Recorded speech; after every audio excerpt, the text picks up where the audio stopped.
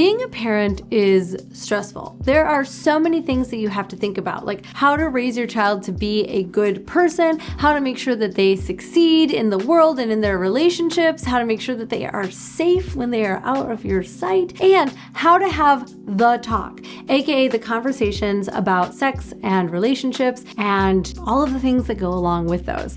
Unfortunately, this conversation can be so stressful for some people that they avoid it outright.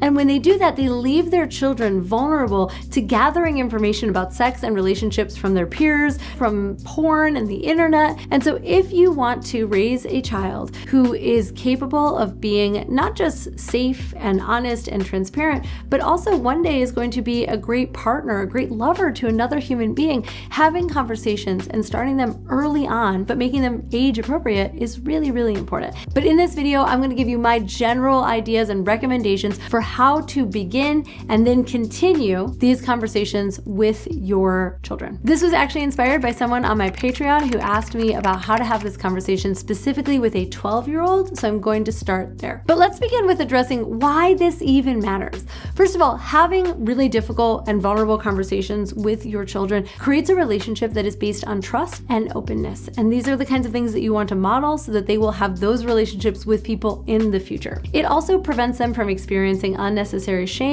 or misinformation. A lot of shame just comes from not knowing that what we are doing is normal. What we are experiencing is a normal part of growing up. And unfortunately, shame makes us want to leave things in the dark instead of bringing them out into the light. So when you have these conversations, your kids are more likely to tell you when something is up, when something has happened to them, or they will experience less shame in the future, which is going to make them a happier and healthier and more self-expressed person. It also, and this is super important, fosters healthy decision-making down the road. When you show to your kid that they are safe to have these conversations with you, that you are there to help them in their growing brain make decisions that are right for them, that's going to support them in making decisions that are right for them later when you're not there, when they're alone, when they're in a basement, when they're being peer pressured, when they're comparing themselves to their peers, later on when they're in college, when they're older, when they are feeling like they're being coerced. It's going to help them to make all of the decisions that they need to make. And if you can talk about sex with your kids, I swear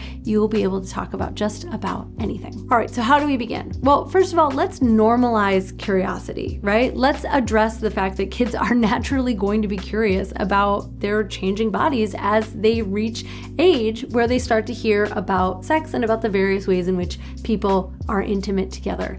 If you can reinforce for your kids that it is normal to have questions and that no question is off limits, meaning that you don't have to have the answer for everything, but you will help them to figure out the answer with them and your guidance. Like, you don't have to know everything. A lot of people think that they need to know everything in order to begin that conversation, but you don't. You have the internet, you have AI, you have books, you have tons of resources. So if you don't know the answer to something that they ask, just tell them, I'm not sure, let's look it up together, and then guide them in that inquiry. Also, they don't have to ask all of the questions face to face with you while they're feeling awkward. They could write them down. They could send it to you in a text message. You could share a note on your phones or something along those lines where they can ask those questions without putting you in a position where you have to answer on the spot and feeling a little awkward. Also, emphasize privacy and actually mean it. In order for you to actually be a safe space for your kid, they need to know that you're not going to turn around and tell other people. You're not going to turn and tell their aunt about the weird thing that happened with their circumcision. You're not going to turn around and tell their sister or their friends. This needs to be a safe and private space. And if you are not a safe and private person for your kid, then you cannot expect them to come to you with all of the questions and all the vulnerability that this conversation requires. Finally, reinforce that you're not there to judge them. You are here to support and to guide them. Honestly, as a parent, that is your greatest responsibility, in my opinion. And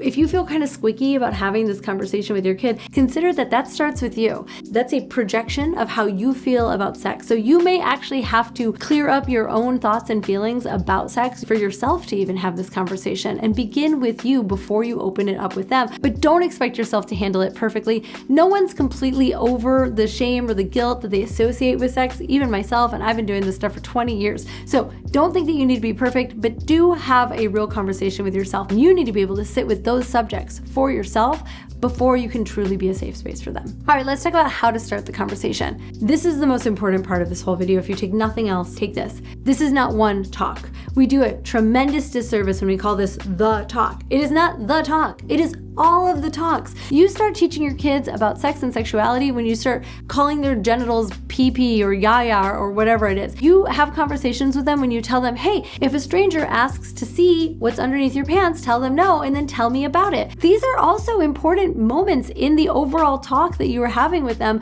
about sexuality and about intimacy. So don't think about it as a single talk. Also, that creates way too much pressure. Like, if you're only gonna have one talk about this over their entire life, when do you have it? How do you have it? Like, that's so much pressure for you as a parent as well as on your child. Make it clear that this is a subject that you can address as many times as necessary and then some. If you are the parent who is taking the lead on this, you can give your kid a quick heads up by saying, hey, after dinner, I want to talk about, some things that you may be curious about regarding the opposite sex. It doesn't have to be a big to-do. It doesn't have to be super formal. Keep it casual. Check in on their comfort level.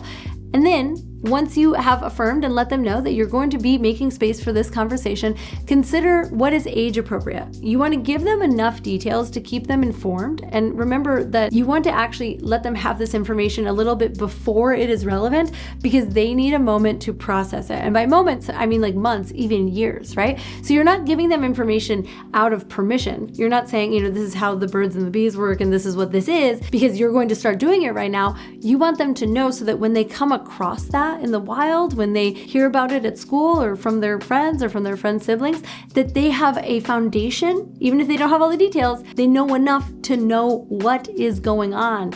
Otherwise, they're going to learn that at random in an uncontrolled environment. But at the same time, we want to give them enough information just so that they have age-appropriate clarity on what's going on, but not so much that we overwhelm them, right? Because that's not the purpose of this conversation either. If you start to overwhelm them, they can actually feel a little bit shut down. It might make it difficult for you to have those conversations again with them in the future. Also, normalize awkwardness. Just state it out loud. This is uncomfortable for me. I'm doing my own work on this, but it's really important for me that we have a space between us where we can have these conversations. One of the first things that you're going to want to discuss with a younger person, like someone who is definitely pre-sex with other people, but maybe exploring themselves, is masturbation. The points that you're going to want to make with them are that it is a private act and a normal thing, a normal part of development. Pro tip, you want to be sure to avoid any shaming language.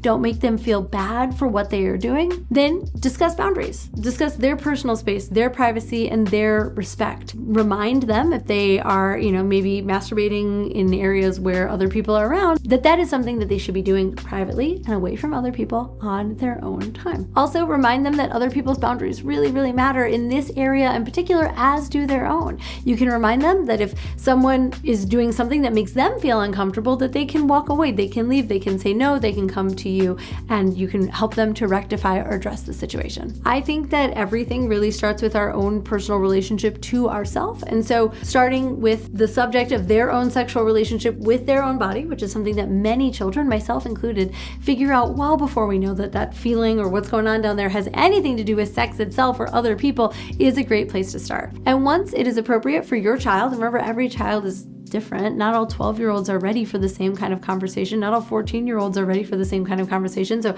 understand your kid. But once you've had that masturbation conversation, it is then time, eventually, to introduce the conversation of sex, consent, and respect. Now, a lot of sexual health education, especially on a religious level or on a public school level, is based on all of the dangers of sex. And I like to say this is a little bit like teaching people how to drive by focusing only on accidents. We talk about STIs, we talk about unwanted pregnancy, but we hardly ever talk about the reason that people have sex to begin with, which is that it feels good. And by the way, if sex is particularly taboo and disallowed and repressed, that is only going to make it feel more interesting to them, right? So understand that the more that you try to repress this conversation, the more that some kids anyways are likely to go and seek it out for themselves. So it's a great place to start inside of the have sex with others conversation to introduce the concept of enthusiastic consent. consent. The single most important thing is that you are a big yes to anything that you are doing, whether it's making out or something more advanced than that, and that the other person is also a big yes. Both people need to have a baseline desire and be very clear on what it is that they are doing and enthusiastic about it. If either one of you isn't sure, you feel like a maybe or you feel like a no, don't do it. It's very, very simple. This will prevent a lot of heartache and pain in the future. The next piece is you're going to want to have a conversation about the basic mechanics, what sex is, why people have it, and then having conversations around who it is appropriate for. That sex is appropriate for older and mature individuals, but you're telling them now to prevent confusion later on. Tell them that they will be the person who is most capable of determining for themselves what feels good and what feels right and when, and emphasize the importance of having a respectful relationship with anyone that they are having contact with. And obviously, this doesn't just apply to sex and intercourse. This also applies to dating. If you have a young person who's showing interest in dating other people, have a conversation with them about consent, about respect, about boundaries, about their ability to say no, and about the importance of an enthusiastic yes. Next, we've got to also address the internet. We've got to address porn, the media, and the social pressures that kids live under today, because trust me, it is very different than what you grew up with, right? Even folks that are millennials, even Gen Z folks, it has shifted a lot even from when we were going through puberty. And so the conversation about internet porn and the proliferation of porn and the accessibility of porn has to be part of the conversation that you have, no matter the gender or the age of your child. They're going to be impacted by this eventually. The best and most important thing that you can do is help them to contextualize what porn is. You're empowering them to understand and recognize that porn is an unrealistic portrayal of what sex is. And remember, if you don't talk to them about what sex is and you don't tell them what it is, they're going to get their definition of sex and their ideas about sex from porn, because that's where they are going to be seeing it. When you have a conversation about media, when you talk about what porn is and what it is not, you are actually engaging them in a decision-making process that will set the stage for them to consume that media safely. They may still see porn, but hopefully this way, when they do see it, they understand that it is an act, it is for entertainment, that it is not reflective of what everyday folks are doing in their own bedrooms and who they're doing it with. Also consider that, if you've spent any time at all on the internet, then you know this, there is some pretty unsettling stuff available. Like, I grew up in the age of Goatsy and Two Girls, One Cup, and I remember seeing a porn where a woman stuck an orange in her butt and a green apple fell out of her vagina. And I will never unsee that. I will never, ever in a million years unsee. I will remember that on my deathbed, because it was one of the very first pornographic things I ever saw. There's way, way more intense and unsettling and confusing things available with like 2 or 3 clicks of a cell phone. They can be seeing stuff that they will never be able to unsee. And I think that is one of my favorite pieces of advice is, I'm not going to tell you that you can or cannot do this stuff. Like, you're going to be exposed to it, but consider that there are things that you can never unsee. There are images that will live in your mind forever. And trust me, the ones you'll remember most are the ones that are the most upsetting. Regardless,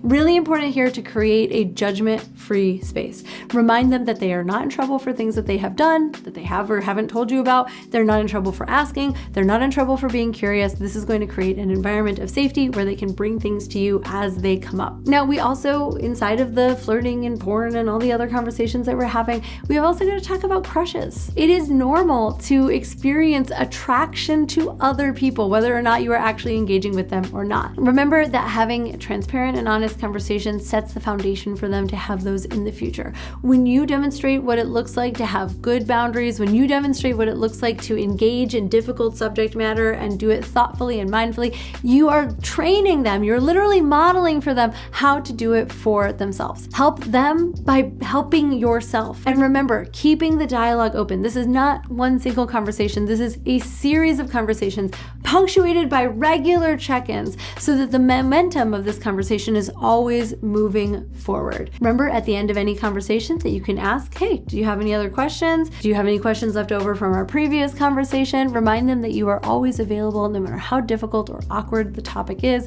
Trust me, they will thank you for this later. Please write in the comments any other thoughts you have with your own children, things that worked particularly well for you, advice that you have for parents of young children for themselves as they begin to engage in this process. Thank you so much for tuning in. I'm Caitlin V, and I'll see you here soon.